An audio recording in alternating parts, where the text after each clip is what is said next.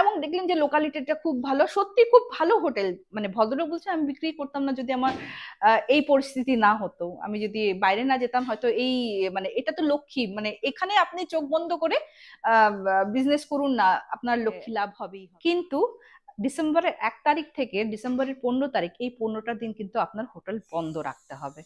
তো উত্তম বাবু বললো যে কেন বন্ধ রাখবো, তখন তো উল্টা আরো পিক টাইম। কারণ আমি বলেছি নর্থ ইস্টের কিছু কিছু স্টেট আছে, মেঘালয় বলো, মিজোরাম বলো, নাগাল্যান্ড বলো, এখানে থাকে তখন।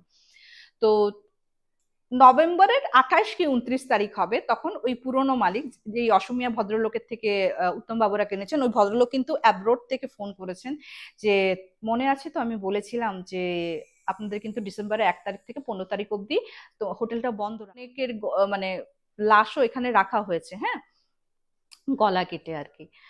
সো এরকম নাকি একজন স্কন্দ কাটাকে প্রায় সময় এই মানে ইয়েতে